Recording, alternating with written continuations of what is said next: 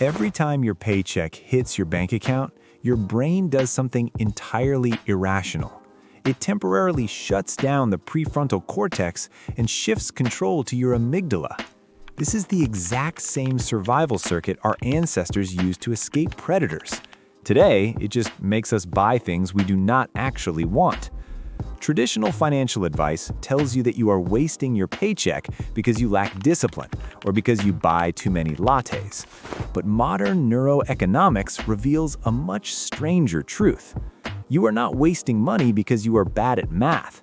You are wasting money to chemically regulate your nervous system.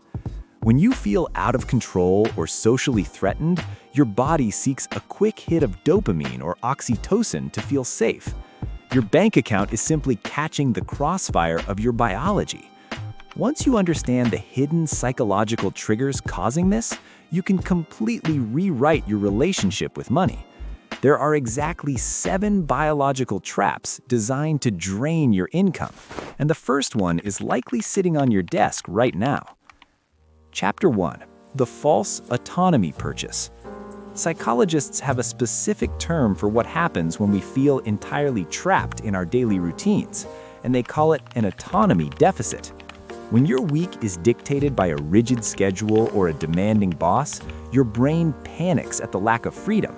To regain a sense of control, your nervous system looks for the fastest available choice you can make independently. This almost always results in spending money on something entirely unnecessary.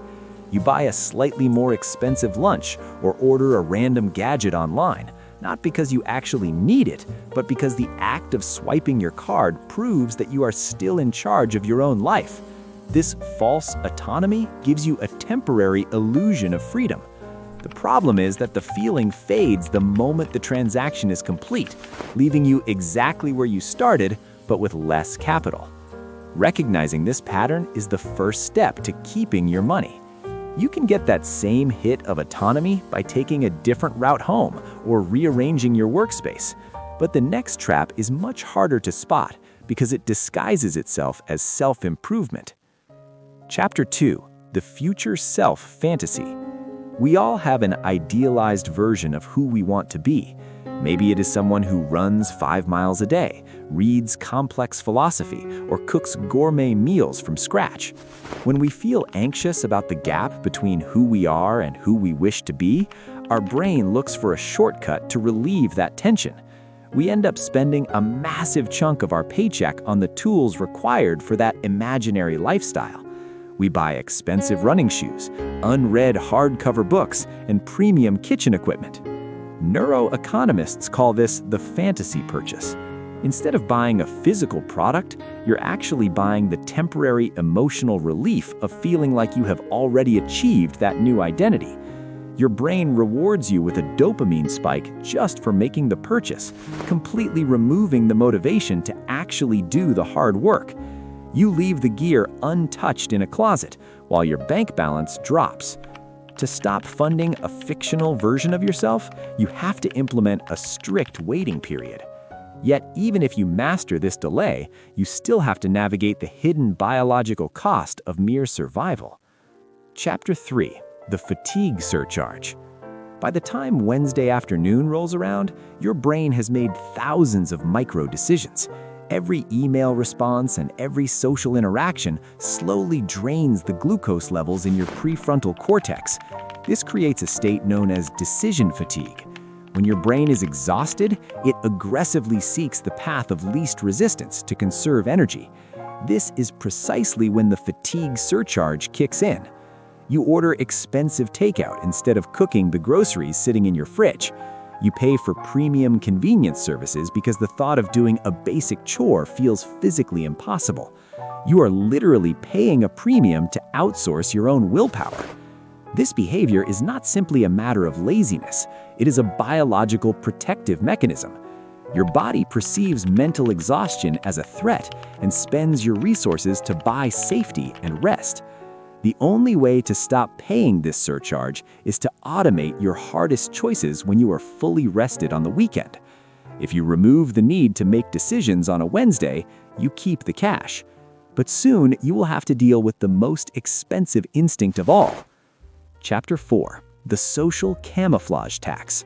Human beings are fundamentally wired to survive in close communities and tribes. For thousands of years, being cast out of the group meant certain death. Your anterior cingulate cortex is the part of your brain that monitors social belonging, and it processes the fear of rejection with the exact same neural pathways as physical pain. Today, this tribal survival mechanism translates directly into the social camouflage tax. We quietly spend a massive percentage of our income just to visually fit in with our peers. This covers everything from the brand of clothes we wear to the type of car we finance and the neighborhoods we rent in. You are not buying a premium label for its high-quality construction. You are paying a heavy tax to convince your amygdala that you will not be abandoned by your social circle. This biological fear keeps millions of people living paycheck to paycheck, entirely paralyzed by the perceived threat of looking ordinary. Breaking free from this requires you to consciously accept the discomfort of standing out. However, once you stop paying the camouflage tax, you might fall directly into a bizarre paradox regarding the things you already own.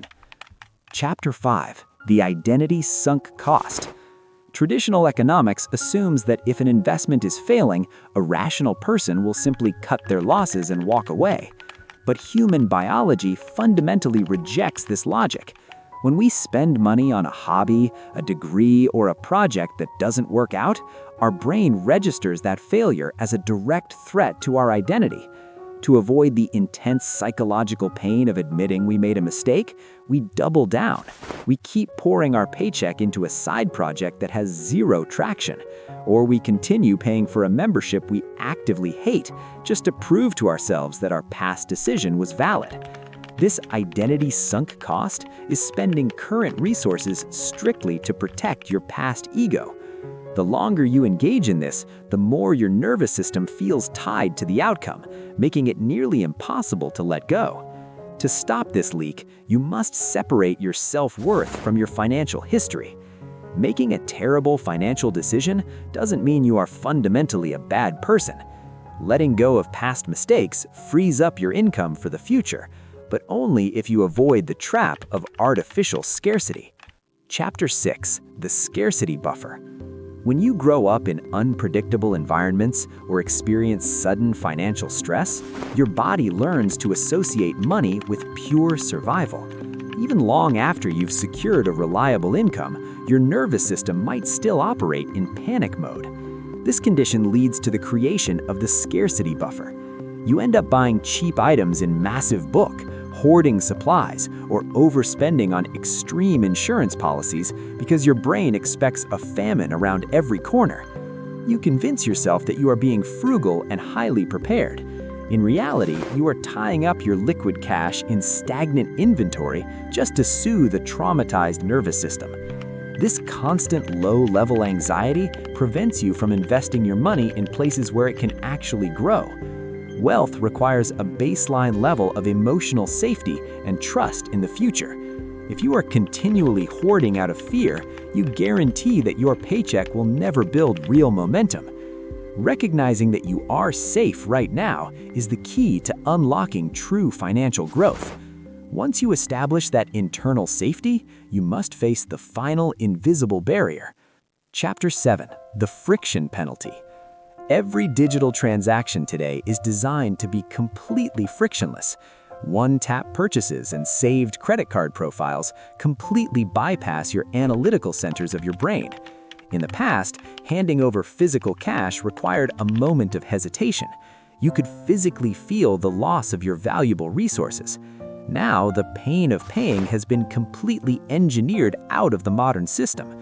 This creates a massive friction penalty where your paycheck evaporates before your prefrontal cortex can even register what happened. You are losing money to a digital environment optimized against your human biology. To win this game, you have to artificially reintroduce friction into your daily life. You must force yourself to delete saved payment methods and force yourself to manually type in those 16 digits for every single transaction. This tiny pause gives your rational brain just enough time to wake up and override the primal urge to spend. Your paycheck is the direct result of your invested time and energy. By understanding the biological forces trying to take it from you, you can finally keep what you have earned and begin to build real freedom.